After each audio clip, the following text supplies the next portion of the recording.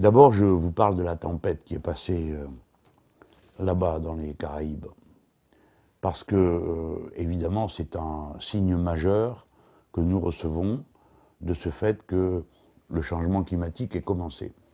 Parce que c'est la plus violente tempête qu'on ait vue dans l'océan Atlantique depuis toujours. Elle résulte de modifications climatiques qu'on peut observer, dont pour l'essentiel, et pour ce qui concerne la violence de cet événement en particulier, ça résulte du réchauffement des eaux. Donc c'est clair, maintenant, on est entré dans le cycle des événements climatiques extrêmes.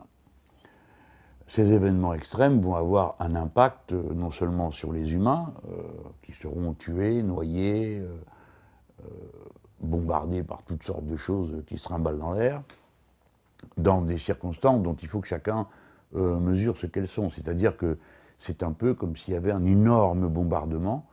La zone de la tempête, c'est quelque chose qui est à peu près aussi étendu que la France métropolitaine. C'est ça qui est passé sur le corps des petites îles de Saint-Martin et Saint-Barthélemy et sur le bord de la Guadeloupe. Et un événement pareil, il a évidemment une signification humaine et puis une signification sociale, quasi immédiate.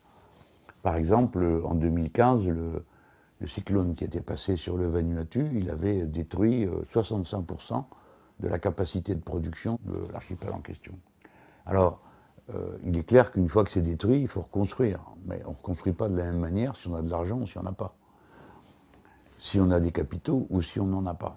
Et si les gens qui sont capables de le faire sont toujours là, ou bien s'ils sont morts parce qu'ils ont été tués par la tempête.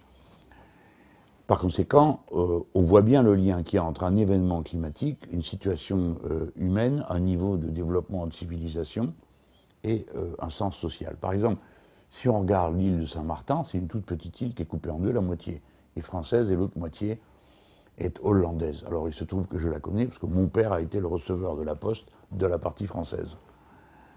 Et bon, c'est une toute petite île, mais pour son malheur, et à ce moment-là on croyait que c'était son bonheur, ont fonctionné là-bas, plein pot, la défiscalisation des investissements. C'est-à-dire, si vous achetez là-bas une maison, si vous investissez pour un bateau de plaisance que vous laissez à quai et que vous louez, eh bien cet investissement, il est retiré pour une bonne part de vos impôts. Mais la part que vous retirez de vos impôts, vous n'êtes pas obligé de la mettre là-bas, hein, donc vous pouvez la mettre ici. Alors, cet argent que vous aurez gagné en investissant là-bas, parce que vous gagnez de l'argent sur vos impôts, vous n'êtes pas obligé de l'investir là-bas, vous pouvez l'investir ici. Donc c'est un impôt complètement injuste. Ça coûte à peu près 1 milliard au budget de l'État tous les ans. Et il y a plein de gens qui disent, bon, on ferait mieux de prendre le milliard en question, au lieu de le faire cadeau à ceux qui font ces investissements-là, hein, qui leur profitent, on devrait plutôt s'en servir directement comme un moyen de l'État pour construire ce dont on a besoin sur place. Et j'aime mieux vous dire que des besoins sur place, il y en a. En tout cas, moi, c'est ma position, je ne suis pas d'accord avec ce système de défiscalisation. Mais alors, l'autre effet pervers de cette affaire, c'est qu'évidemment, ça multiplie des investissements de type prestigieux, et donc, ça rend pour les gens du coin ou ceux qui arrivent, la situation encore plus invivable, parce que c'est pas eux qui peuvent louer les appartements de grand standing, et comme ça fait monter le prix, évidemment, des locations, ça les fait monter partout, sur tout le reste du marché immobilier. Résultat, vous avez sans doute des très belles marinas, ou on n'appelle même pas ça marina quand c'est chez les très riches, mais vous avez de plus en plus de bidonvilles. Les deux vont ensemble. Alors vous dites, c'est quand même curieux, ça va bien là, mais là ça a l'air d'aller plus mal. Ben oui, il y a un rapport entre les deux. Et quand arrive l'ouragan là-dessus, c'est clair que tout le monde déguste, riche ou pauvre, ça c'est clair. Mais les pauvres surtout, c'est-à-dire qu'eux, il leur reste plus rien. Le bidonville, il est parti une fois que la tempête est passée dessus.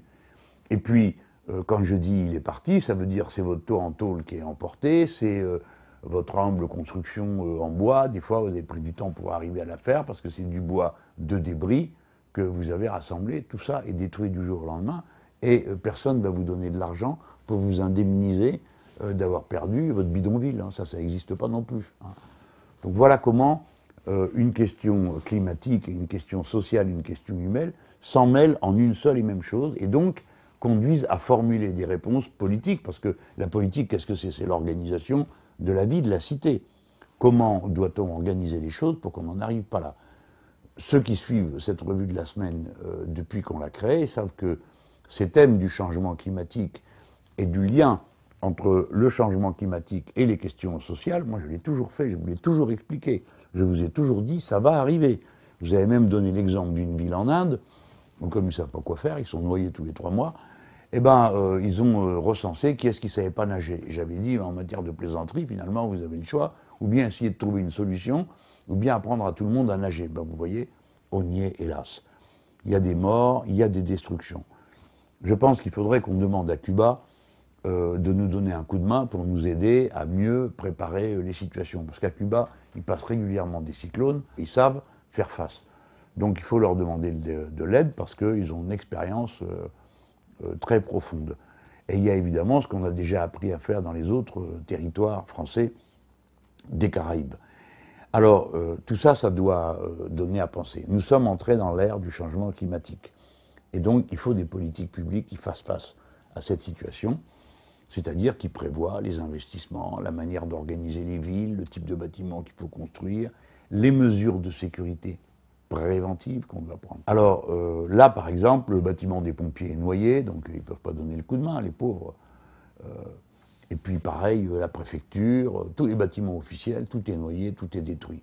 Il me semble qu'on pourrait faire preuve d'un peu de prévoyance. Et j'espère que maintenant, face à la destruction, on ne va pas se contenter de dire, bon, bah, on répare ici ou là les choses cassées, et puis, roule boubou, on recommence comme avant. Non. Il faut changer complètement la manière d'organiser ces îles. Et nous autres, les Français, si on le fait bien, c'est-à-dire si on met tous nos moyens en action, parce qu'on en a des gens qui ont réfléchi à tout ça, il ne faut pas croire qu'on ne sait pas faire, c'est une situation totalement nouvelle, alors on serait là comme des poules devant un couteau, c'est pas vrai du tout. Hein. On a tous les gens qui savent faire, qui ont prévu, qui ont réfléchi, donc il faut leur donner la parole, et il faut leur donner les moyens de travailler là-bas pour nous organiser une situation dans laquelle ce petit territoire, vous voyez, c'est aussi la France. La France, elle est concernée par ce genre d'événement. Et bien, ce petit territoire va être hors de danger. Et en se mettant hors de danger, on va accumuler un savoir-faire et des techniques qu'on va pouvoir prêter aux autres, montrer aux autres, pour que les pays où il n'y a pas la même disponibilité intellectuelle et scientifique puissent néanmoins, eux aussi, se protéger. Ou alors, on décide que la communauté humaine, ça n'existe plus, et que certains peuvent très bien périr noyés, c'est pas nos affaires. Bon, voilà. Je voulais vous dire tout ça parce que il faut que devant des événements comme ça, évidemment, on est très sollicité sur le plan émotif. Hein. Alors, bah, évidemment, parce qu'on voit les pauvres gens qui sont noyés, tout est détruit, tout est cassé, bon. Mais il faut réfléchir. Évidemment, la première pensée, elle est émotionnelle, ça va de soi. On pense à tous ces gens, ça pourrait être nous, puis à la compassion, quoi. Il faut vraiment qu'on dise aux gens qui sont par là-bas qu'on se sent concerné. Bon, mettez des petits mots sur Facebook pour faire savoir aux gens que vous vous intéressez à ce qui leur arrive, que c'est pas, bon, la métropole s'en fout, vous pouvez bien vous noyer, ça ne nous intéresse pas. Non, il faut vraiment qu'on manifeste de la solidarité humaine des Français entre eux, puis évidemment pour les autres petites îles qui sont là autour, ils ne sont pas français, mais on s'en fiche, c'est des gens comme nous, quoi. Et ils sont vraiment très secoués par ce qui vient d'arriver. Donc, une fois que vous m'avez entendu, il faut faire ça. Des initiatives personnelles, des petits messages d'amitié, d'affection. On ne sait pas quand est-ce qu'ils arriveront, parce que tout est détruit là-bas. Hein. Mais ça fait chaud au cœur aux familles, à ceux qui voient. Bon, pour finir, les liaisons vont être rétablies correctement. Donc, les messages finissent par arriver. Et puis des fois, après, c'est quand c'est réparé, quand les connexions recommencent, on dit « Ah, bon, on avait reçu des messages », voilà comment il faut faire.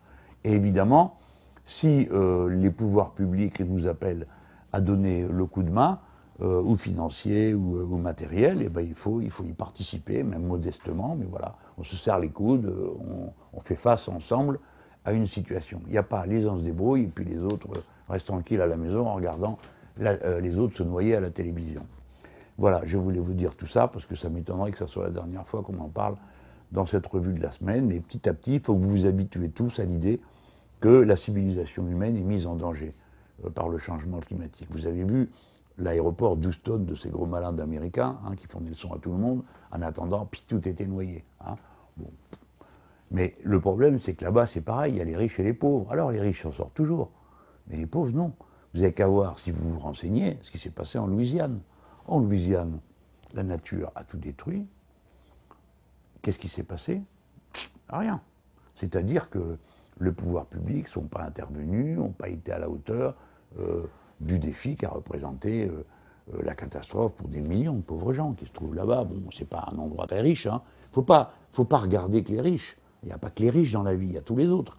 Et les autres, hein, bah, on leur donne jamais la parole, puis de toute façon, comme là-bas ça compte pas, quand t'es pauvre, c'est tout juste si hein, tu as le droit de ramener ta science parce qu'on te dit que c'est de ta faute, vu que c'est le rêve américain. Vous savez, les gens, voilà, joyeux rêve. Bon, en attendant, nous, on doit avoir compris ça, et pour tous ceux qui participent à ce qu'on fait là, à notre affaire, à notre culture, il faut qu'on ait bien ça présent à l'esprit pour réfléchir au problème en l'ayant à l'esprit et en ne considérant pas que comme on est en France, hein, eh ben, la métropole, climat tempéré, paraît-il, ben, climat tempéré, ça ne va pas durer les amis. Hein.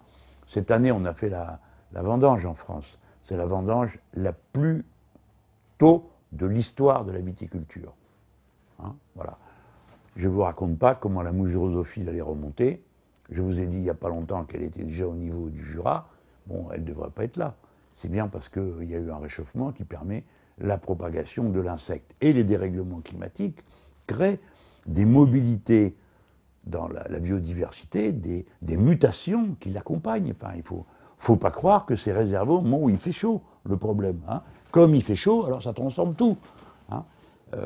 Je pourrais, pour ceux qui savent de quoi je parle là, bon,